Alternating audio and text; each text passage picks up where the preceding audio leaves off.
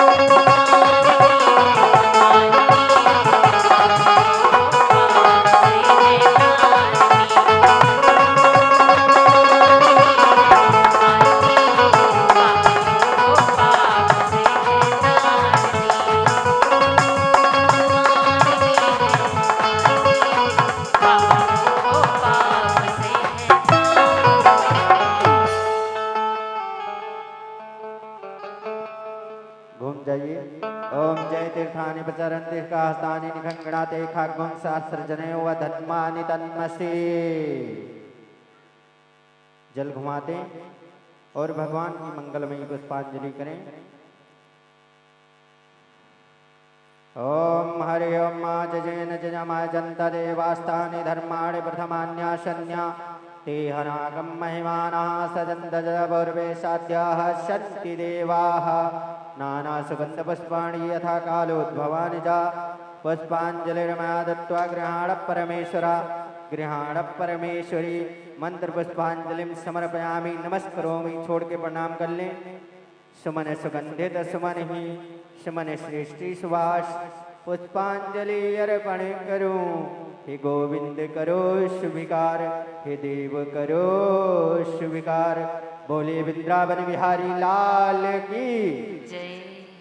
सभी भक्तगण अपने अपने स्थान पे बैठ जाएंगे और आगे का कथाओं का रसास्वादन हमारे दीदी जी के मुखारबिंदों से आप लोग श्रवण करें।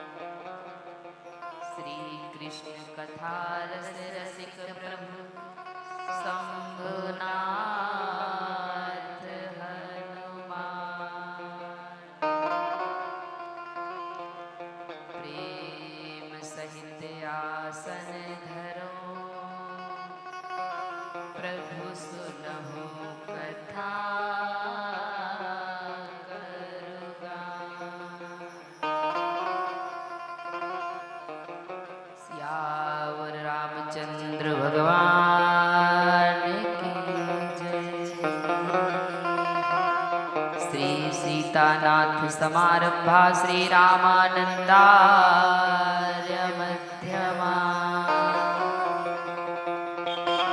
अस्मदाचार्य पर्यंता वंदे श्री गुरु परंपरा। बोलिए सद्गुरुदेव भगवान की जय।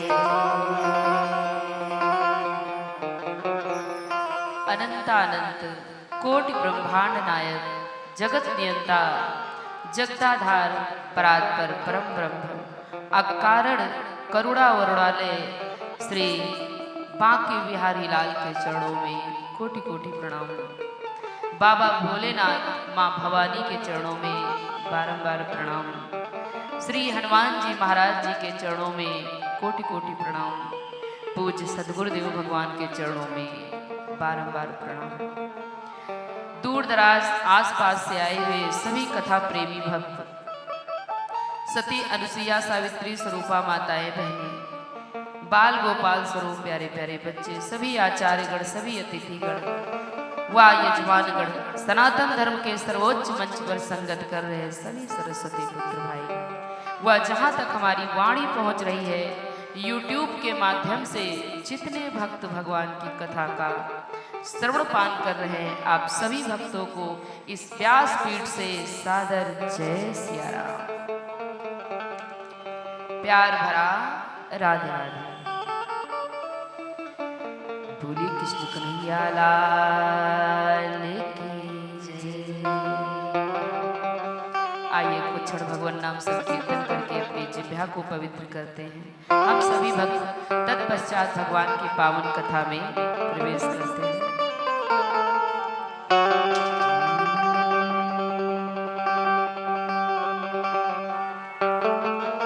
जय राधा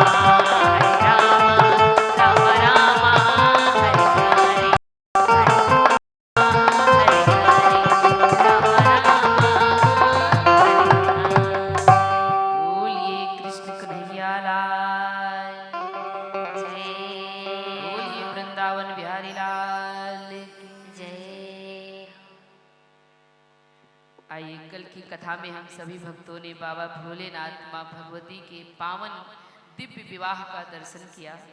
कल सभी भक्त भगवान के विवाह में सम्मिलित हुए।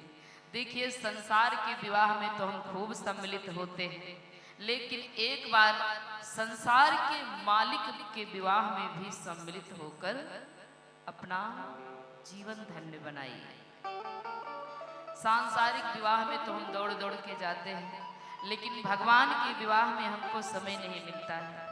भगवान का विवाह देखने के लिए देवता भी तरसते हैं कि हमको मौका मिले तो हम जल्दी ठाकुर जी का विवाह देखें। तो हम मनुष्य को भी चाहिए कि संसार के विवाह के साथ साथ संसार के मालिक के विवाह का भी खूब आनंद लेना चाहिए।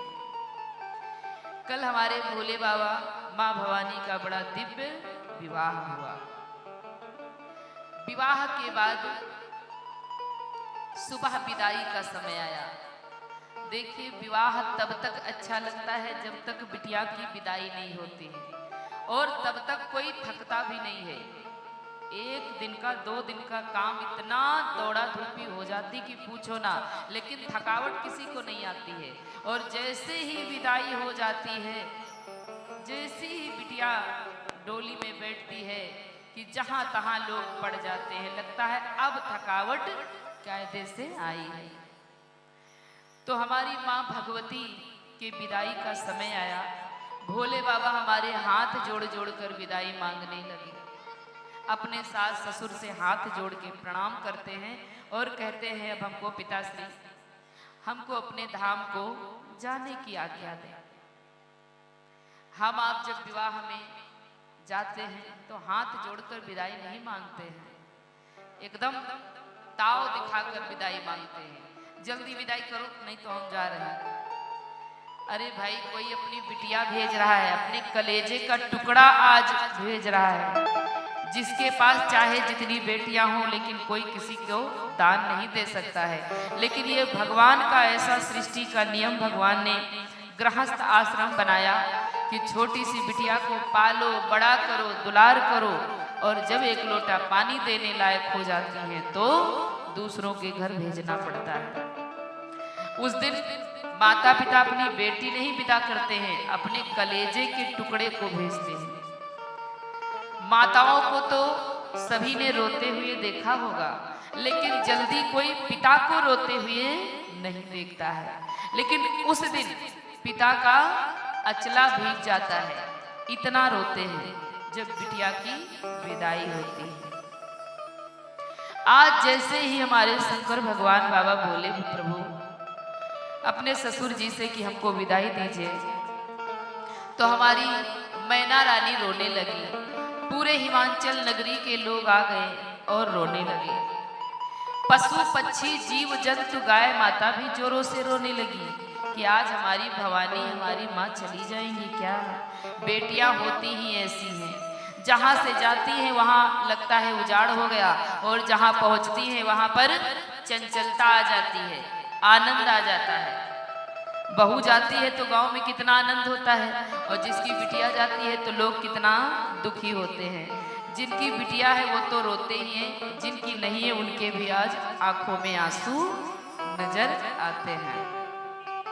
तो हमारी मैना रानी सुंदर शिक्षा देती हैं बेटियों को।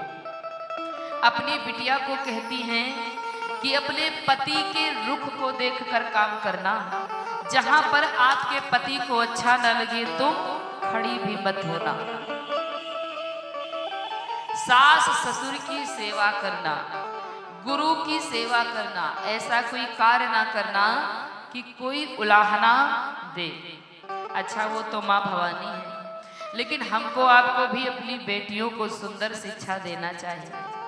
वो अपने घर से अभी तक तो मायके में थी, अब ससुराल जा रही हैं, उनको सुंदर शिक्षा देना चाहिए कि आपके जो सास ससुर हैं ना, अब वो आपके माता पिता हैं। आपके पति हैं ना, अब वो आपके जीवन के कर्णधार हैं। तो इसलिए कोई ऐसा अनुचित काम ना करना, मर्यादा में रहना। तो आज हमारी मैना रानी कहती हैं कि हे पार्वती, कि करे हो सदा शंकर पद पूजा। ओ नारी धर्म पति देव न दूजा। नारी धर्म पति देव न दूजा। नारी का धर्म है कि अपने पति को ही परमेश्वर समझकर वो भाव में पूजन करे। भगवान का पूजा जब करें तो अपने पति का भी ध्यान करें। ये भी हमारे जीवन के परमेश्वर है। पत्नियां अपने पति को परमेश्वर मानती हैं, मानना भी चाहिए, लेकिन पतियों को परमेश्वर नहीं बनना चाहिए, उनको इंसान ही बने रहना चाहिए, भगवान नहीं हो सकते। वो पत्नी का भाव है कि आपको परमेश्वर भाव में देख रही हैं तो आपका भी फर्ज बनता है कि हमको यदि वो भगवान की उपमा दे रही हैं तो हमारा भी कर्तव्य बनता है कि हमारे द्वारा भी इनको कोई कष्ट ना होने पाए। क्यों? क्योंकि भगवान की तरह मानती है। लेकिन पति परमेश्वर नहीं हो सकते, उनको परमेश्वर नहीं मानना चाहिए। वो पत्नियों का भाव है कि वो परमेश्वर मानती है। और हमारी पार्वती मैया सभी नारियों से, सहेलियों से मिलने लगती हैं। सब सहेलियां रोने लगती हैं, कहाँ जा रही हो, कहाँ जा रही हो हमारी नगरी छोड़कर। राजा हिमांचल जी दहेज में दास, दासियां, घोड़ा, हाथी, हीरा, मोती, जवाहरात की लाइन लगा दिया कि ये सब ले जाइए। भोले बाबा ने सब मना कर दिया कि हमको आप अपनी बिटिया हमारे साथ भेजिए, हमारी धर्म पत्नी हो चुकी हैं और हमको ये दहेज नहीं चाहिए।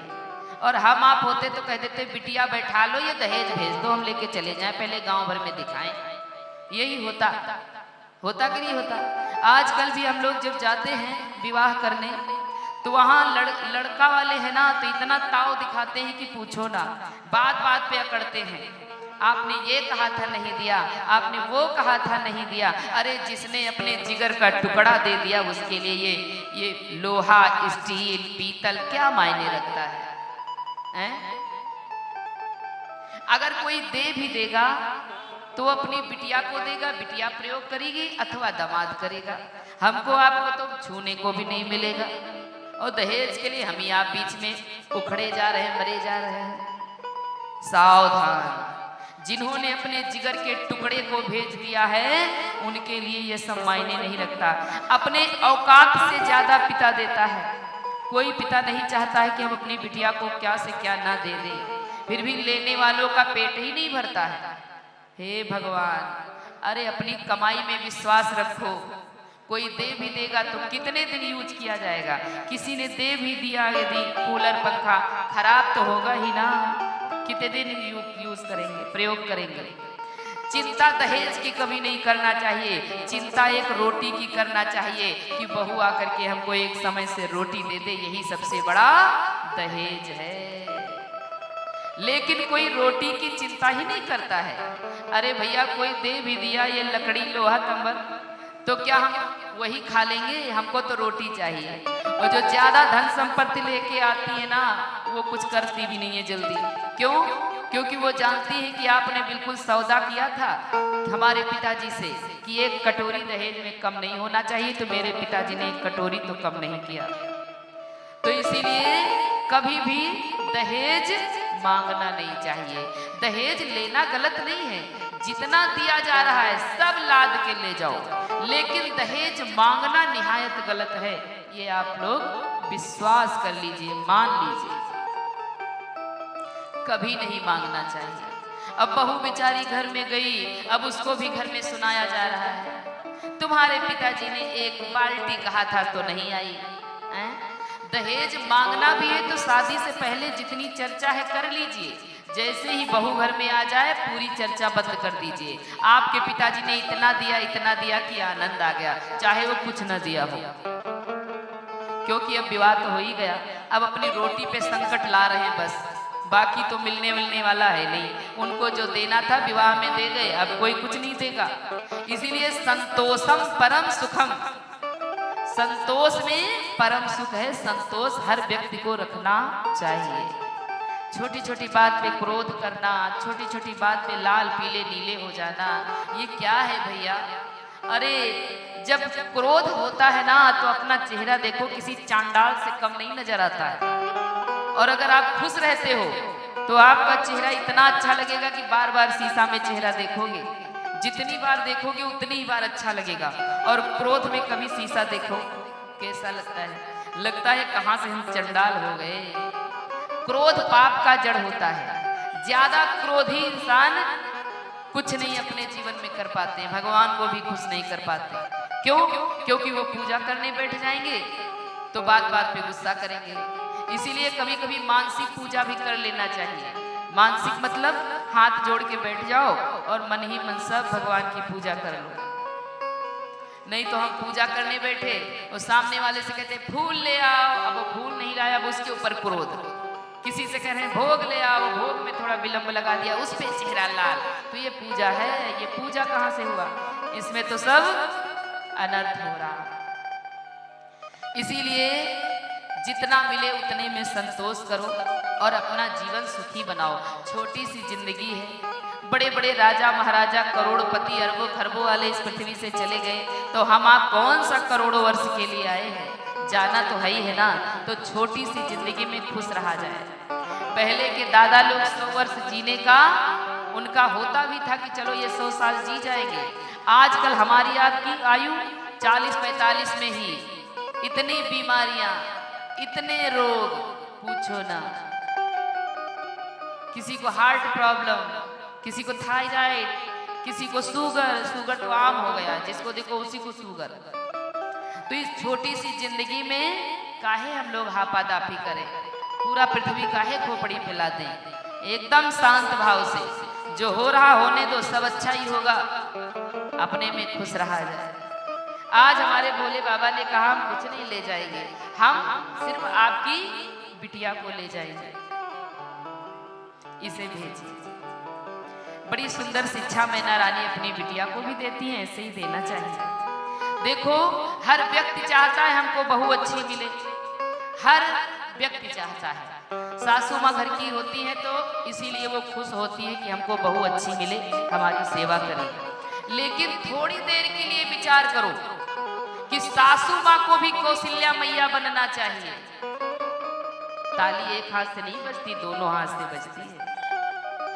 घर में जब जानकी मैया विवाह करके गई तो राजा दशरथ जी ने कहा ये हम अपनी बहू नहीं लेके आए हैं, अपनी बेटी लेके आए हैं, पराये घर से लेके आए, अब अपने घर में आई है। राखे हो नयन पलक की नाई, कोई कुछ कहेगा नहीं, एकदम प्रेम से रहना। कौशल्या मैया जब मुख देखने लगी तो कौशल्या मैया ने कहा इस जगदम्बा को हम क्या दें? तो उन्होंने प्रेम से गले लगा लिया। अच्छा किसी को प्रेम ना दे पाओ, सब दो।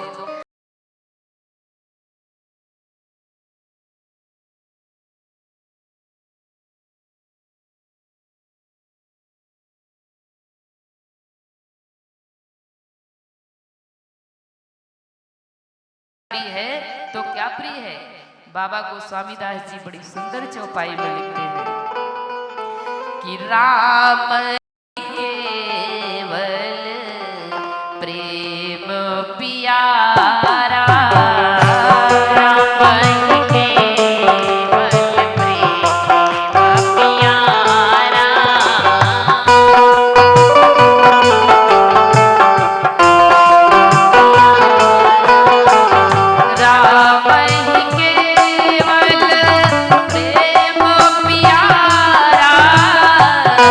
Bye.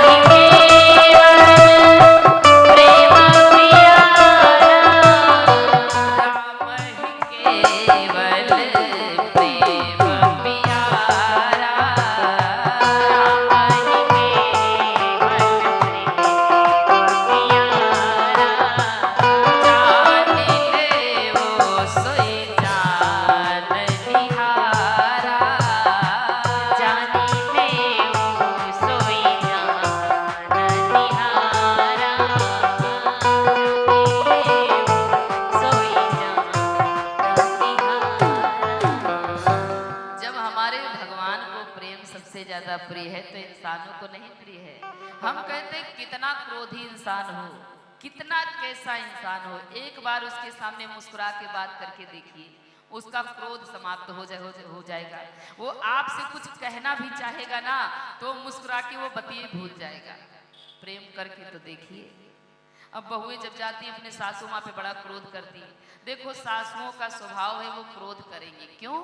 क्योंकि वो चाहती हमारी बहू का कुछ बिगड़ ना जाए, कहीं एक कटोरी ना खो जाए, कहीं कुछ गलत ना हो जाए, हमारी बहू दिन दुनी रात चौगुनी करे मेरा बेटा बहू, इसीलिए वो क्रोध करती हैं। तो इसीलिए उनके क्रोध को ज्यादा ध्यान देना भी नहीं चाहिए। कोई पड़ोसी को कहने तो नहीं जाता है, पर अपने को कहने लगते हैं कि मेरी बहू बढ़िया सा बने, कमाए खाए, तो इसीलिए वो भी कहती हैं। सासुओं को भी चाहिए कि अपनी बेटी मानना चाहिए, बहू नहीं। क्योंकि एक बड़ा विचित्र हमने दृश्य देखा है लोगों के बीच में कि जब दामाद बिटिया को मानता है तो लोग बड़े प्रसन्न होते हैं। दामाद हमारी बिटिया की तो आरती उतारता है, और जैसे ही बेटा बहू को मानने लगा वैसे ही सासू माँ कहने लगती हैं मेरा बेटा तो जब से बहू आई गुलाम हो गया। तब तो और ज्यादा खुश हो जाओ। जब दामाद मानता है बिटिया को उतना आप खुश होते, उससे 4 गुना ज्यादा हो जाओ जब बेटा आपकी बहू को माने। क्योंकि जब दोनों में प्रेम भाव बना रहेगा रोटी तभी टाइम से बनेगी, वरना एक टेंशन में दरवाजा बंद किए बाहर पड़ी है, भैया चौराहे पे टेंशन से चक्कर लगा रहे हैं, तो रोटी बनने वाली नहीं, अपने हाथ से ही ठोकनी पड़ेगी। तो इसलिए खूब प्रसन्न हो जाओ कि आज हमारे बहू और बेटे में बहुत बढ़िया बन रहा है। जय जय जय जय जय जय। आज हमारी मैना रानी बड़ी सुंदर शिक्षा देती हैं, कहती हैं कि नैन पुतरिया सोन चिड़ैया, हे पार्वती तुम मेरी नैनों की पुतली हो, सोने की चिड़िया हो।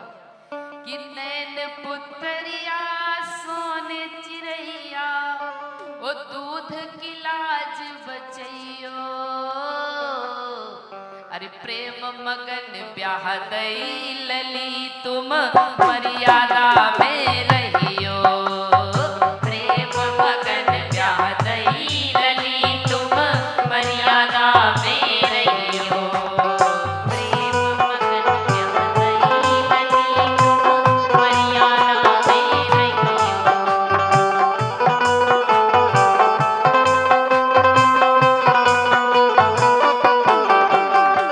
ये भाव तो हमारी माँ का है, लेकिन हम आप बेटियों को क्या शिक्षा देते हैं वो भी ध्यान से सुना जाए। हम लोग बेटियों से कहते हैं नैन पुतरिया सोन चिड़ैया, पुतरिया सोन चिड़ैया, नैन पुतरिया सोन चिड़ैया, पुतरिया सोन चिड़ैया, कुल की नाक कटैयो, अरे 1.25 लाख दे ब्याह लली तुम चढ़ छाती पर रहियो, 1.25 लाख दे ब्याह लली तुम चढ़ छाती पर रहियो, 1.25 लाख दे ब्याह लली चढ़ छाती पर रहियो। हम आप शिक्षा जानते हो क्या देते हैं बेटियों को? हमने 20 लाख रुपए लगाकर विवाह किया है। ससुराल में जाना, झुकना मत, सासू एक गिलास पानी मांग लेना, उन्हीं के मुंह पे गिलास फेंकना, ननद कोई काम कर कह दे झोटिया पकड़ के उखाड़ देना, क्यों? क्योंकि मैंने पैसा दिया है। ऐसा शिक्षा कभी नहीं देना चाहिए, वरना जितनी जल्दी ससुराल जाएंगी उतनी ही जल्दी वहां से लौट आएंगी, आपके कपाड़े पे फिर बैठ जाएंगी, मर जाएंगी। इसलिए सुंदर शिक्षा देना चाहिए, लेकिन हम लोग यही शिक्षा देते हैं ज्यादातर, 1.25 लाख दई ब्याह लली तुम चढ़ छाती पर रहियो, 1.25 लाख दई ब्याह लली तुम चढ़ छाती पर रहियो।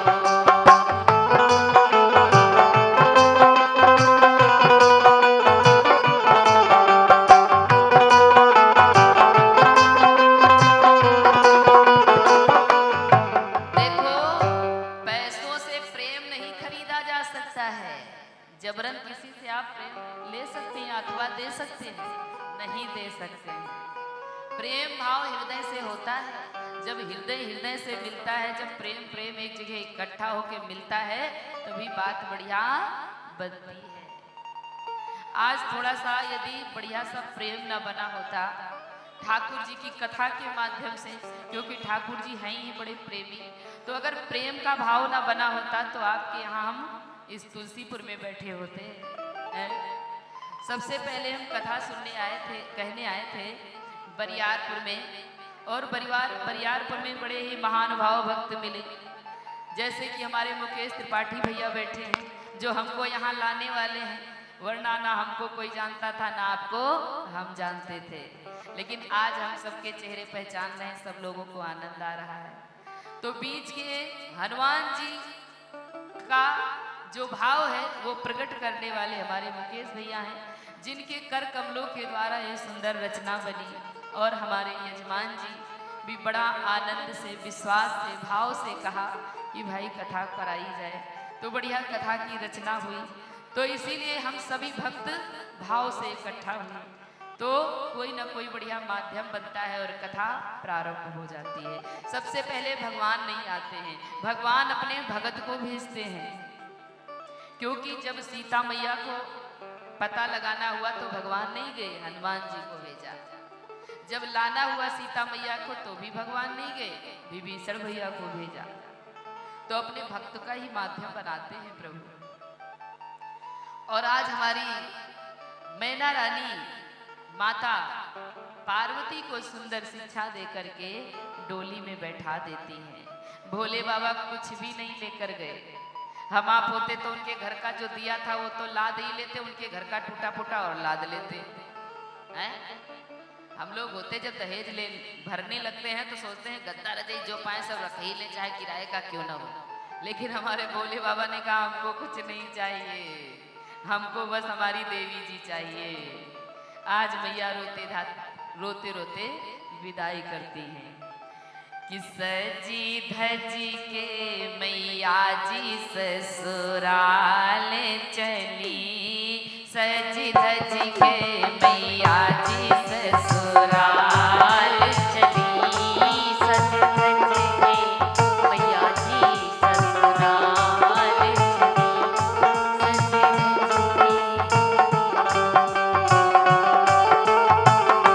वो सारी नगरी के नैनों से नीर बहे, सारी नगरी के नैनों से नीर बहे, सारी नगरी के नैनों से नीर बहे, सारी नगरी के नैनों से नीर बहे। सजी धजी के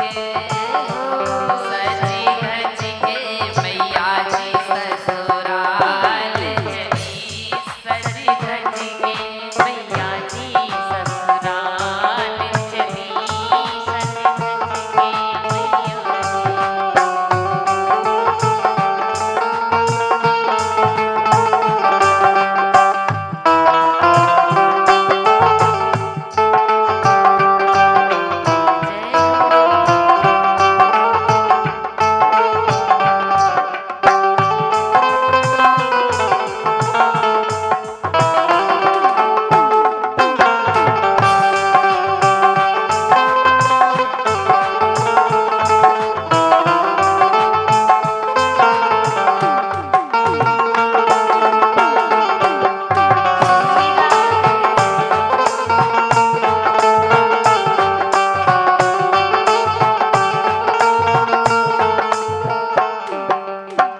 आज हमारे भोले बाबा कैलाश पर्वत पर आ गए। बाबा को स्वामीदास जी कहते हैं, हमारे भोले बाबा माँ भगवती हम सभी के क्या हैं। जगत मातु पितु शंभु भवानी, जगत मातु पितु शंभु भवानी, तेहि श्रृंगार ना कहूँ बखानी,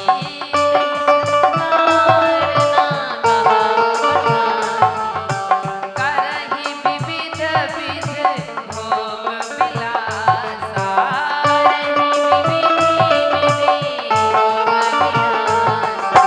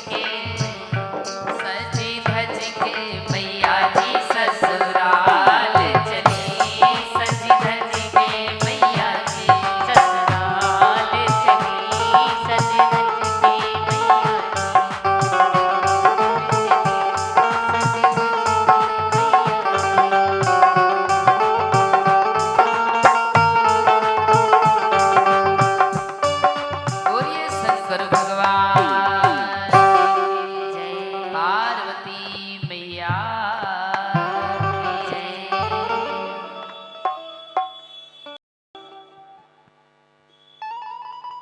और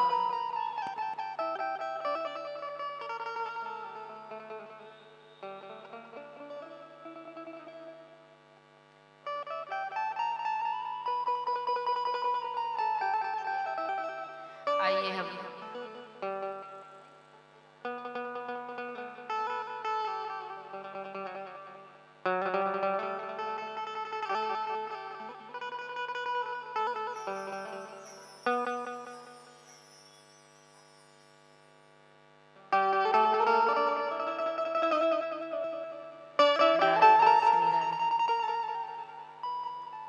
आइए हमारे मुकेश त्रिपाठी भैया जो इस कथा के संयोजक हैं, तो वो आकर व्यासपीठ से दीदी जी का आशीर्वाद प्राप्त करेंगे और अपने जीवन को धन्य बनाएंगे।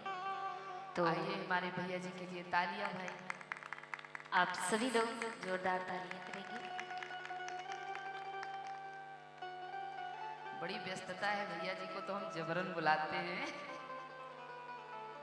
क्या करें, हम तो वहाँ कथा कह रहे थे तो समय निकाल के बेचारे बहुत ही ज्यादा प्रयास करते थे। तो भैया जी का यही काम है कि काम करते रहो राम, रटते रहो वक्त, जीवन का यूं ही गुजर जाएगा और लगन सच्ची भगवान से लग जाएगी तो पूरे जीवन का नक्शा सभी लोग जोरदार बदल तालियां जाएगा। करेंगे।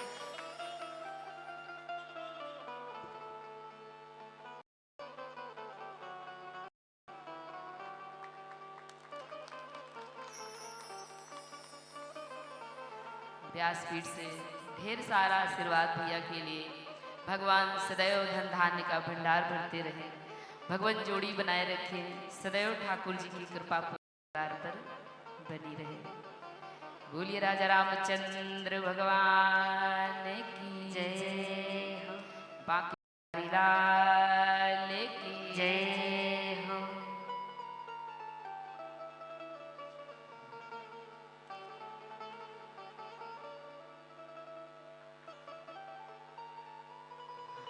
और हमारे भोले बाबा कैलाश पर्वत पर विराजमान हुए। थोड़े दिन व्यतीत हुए, छोटे से कार्तिकेय जी का जन्म हुआ और वो तारक नाम का असुर मारा गया।